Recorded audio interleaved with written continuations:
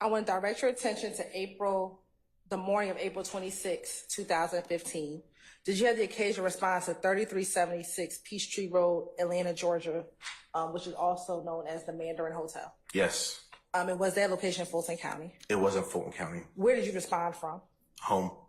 And do you know what time you got to the location? I think it was like 4:30 in the morning. It was 4 something in the morning.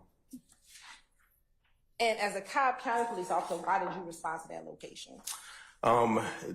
Basically, a call came in to Cobb County 911 initially. The victims of the incident traveled into Fulton County.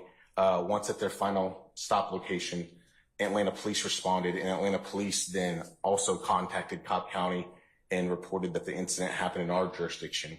So then kind of the calls got initiated from there. What, if any, information did you have prior to responding to the scene? It was very limited. The supervisor on duty called me and basically said a tour bus was shot up. We knew that there was a celebrity on board, but it was on the interstate and there's basically no suspects, no real description other than a couple of vehicles, and we had I think a vehicle description at that time. But it was very limited information.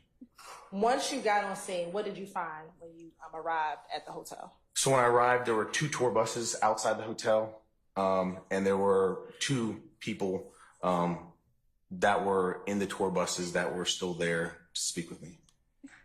And did you immediately speak with those individuals, or did you speak with any law enforcement officers prior to talking to any potential witnesses? I spoke with Uniform Patrol first, kind of same thing in Cobb County. When we respond out, you kind of get briefed by the Uniform Patrol, what's going on, what they know, do they have any additional facts or information. So I first spoke with, I think it was a sergeant with Atlanta Police that was on the scene, and then later, spoke with those 2 individuals who remained. And who were the 2 individuals that remained that you spoke with? Alvin Lewis, who was a bus driver for the lead bus, the first tour bus, and then a James Mulvey, who was kind of like a security guard / manager for Lil Wayne, Dwayne Carter. And based on your conversations with them, not telling what they said, did you get more information to assist you in starting your investigation? Yes. What information did you receive that was helpful in your investigation? That would be compensation clause. Your Honor, Director Court quick. I'll overrule the objection. So we had basically a limited description of a couple vehicles. One specifically was a white, it was thrown out there that could be a Corvette or sports car, but just a white vehicle that was the main offender vehicle. And there was a description of a couple other vehicles as well. I think one was like possibly a truck or SUV, and then just the other one was just like a car, like a third just car. I don't think that we actually had a description of it. And you said that you learned there was a celebrity on the bus. What celebrity was on the bus? Overrule, sir. So Lil Wayne would be his, I guess, performance or stage name. Dwayne Carter is his legal name. There was another smaller, I think, rapper who was also on board, but not going to be nearly as well known, at least to me. But yeah, those. And through your investigation, you learned outside of Mr. Carter, were there other individuals on either the first bus or the second bus? Yes. Were you ever able to identify the other individuals outside of Mr. Carter, outside of Mr. Lewis, outside of Mr. Mulvey that was on the bus? Yes. How? So the Atlanta police sergeant basically had a piece of paper that he had names on, and he handed that to me. Did that list of names have any identifying information outside of their names? No. Did it have any phone numbers? No. Did it have any addresses? No. Or just the names? It was just names. Were any of those individuals outside so that you could speak with them when you arrived? No.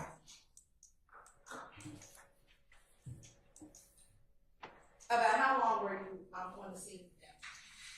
Oh, it would have been a couple hours, I would say, maybe 2 hours if I had to guess, but. During the course of those 2 hours, did any of those individuals on that list, outside of Mr. Mulvey and Mr. Lewis, come to speak No. At any point during your investigation, were you ever able to speak with any of those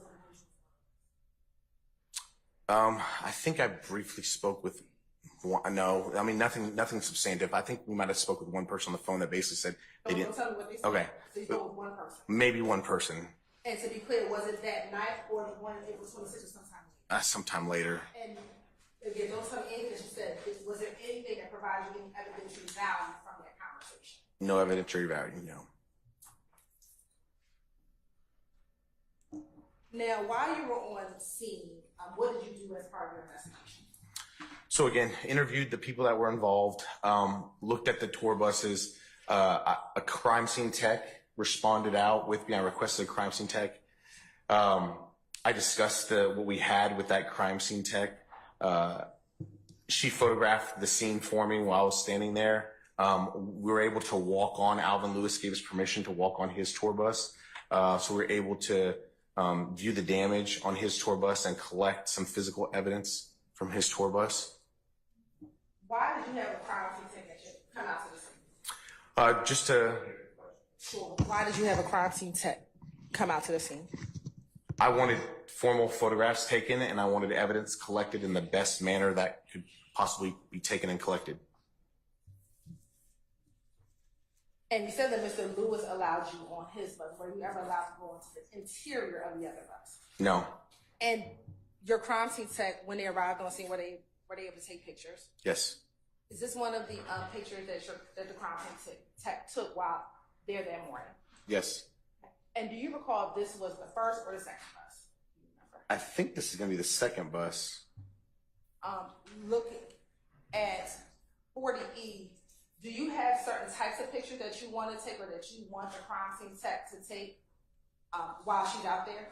Yes. So first, crime scene tech or detective is going to take overall photos and then basically move their way in. So overall, medium, close-up photos. Why is that? I mean, you're just trying to be able to provide the totality of what happened and then also get detailed photos of kind of what happened. So just getting a perspective of from outward to inward, kind of where you're going and what you're looking at. Is that same concept of having the outward pictures first before you go into more detail? Correct. Looking at 43E, what was significant for you as an investigator for the crime scene tech to capture and when we're looking at 43E? We're starting to look at defects from presumably projectiles. All right, and are those two defects that you were focused on? Yes, that's going to be a defect from a projectile. Is that a close-up of what we saw in 43? Yes. Okay, and what is the purpose of taking this close-up? I mean, it's to show us the damage, and depending on the type of material that has the defect, you can tell which direction the projectile is going based off of pattern of movements. So we're always going to take close-up photos to try to capture as much detail as possible. And in your experience, can you tell the direction of travel, and we'll go back to 43E, of these two defects that you see here? Sure. So, I mean, if you want me to go into detail, the bottom one is kind of more angled than versus straight on. So if we took like a guide rod, we could probably put it actually in that hole, and that would actually show us the trajectory of that bullet. But that looks like it's a projectile. It looks like that's more kind of at an angle. This one kind of gets a little bit more head on. When you're saying this one, which is you can circle. Oh, okay. Go to the bottom left. Sure. Oh. This should be a pen. Okay. Okay. Now, when you first said this one, which one are you referring to? So this one is the bottom one that kind of has a more left to right kind of linear pattern. So we could probably stick a guide rod if we could in there and be able to see the kind of the trajectory of where that projectile came. And again, this top one doesn't have that same left to right or right to left kind of motion. So that angle of impact likely changed versus this one. And you talk about the guide rods. Did you put any guide rods or do anything with guide rods as it relates to this, these two buses on the morning of April 26th? No, we did not. Any reason why? I mean, Usually what you're trying to determine with guide rods is kind of the angle that shots were fired. So maybe if the crime scene was in a smaller vehicle and we're trying to see where the offenders were standing in relation to the overall crime scene, that could be beneficial, or if everything occurred in a small room or small vehicle.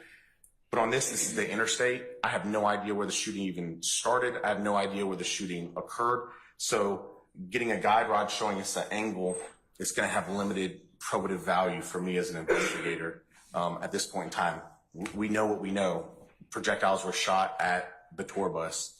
The angles kind of really don't matter to me that much from at least initially on scene right here. What was significant for you in when we're looking at 45? Again, it's just another defect. And are these different from what we saw before? Yes. Again, was that the same reason why you had the Thompson Tech take these pictures? Correct, yes. As well. Is that again for the same reason? Yes. Is that again for the same reason? Yes. All right. Now, with all of the ones that we just saw, are these all different defects on the bus? Yes. So that's going to be a projectile that's kind of flattened out from hitting the surface. And where was that projectile found? That's going to be inside of a bus. Inside of the passenger car where people were sitting, inside of the bottom of the bus, or somewhere else? I believe this one, if this is, it's going to still be on that first bus. This is going to be on the bottom kind of luggage compartment area of the bus. Okay, so this is going to be the rear of the bus, and this is going to be, obviously, we're seeing, the state tag, and we're seeing the name of the bus, but we're going to start seeing some defects here, as we can see.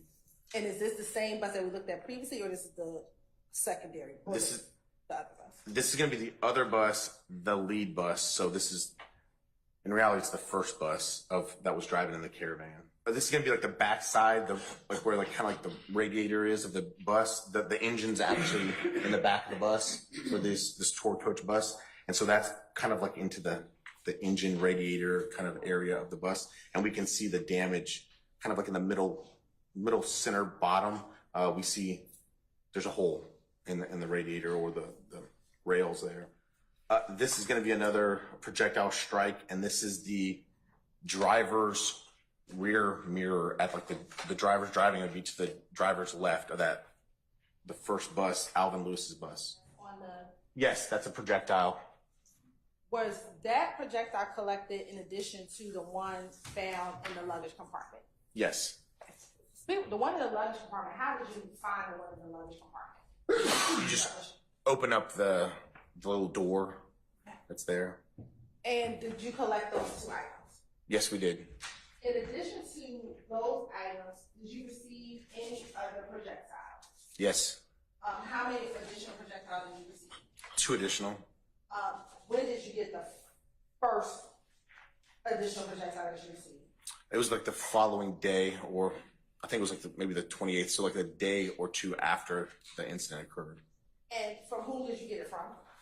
Mr. Alvin Lewis provided it to Investigator Dennis, and Investigator Dennis provided it directly to me. Okay. And then the fourth projectile that you received, from whom did you receive it from?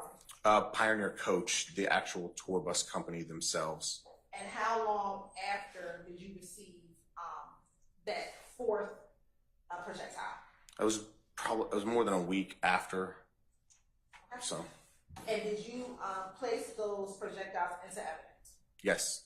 Tell me if you recognize the 130, 131, Echo, 132. I do recognize them.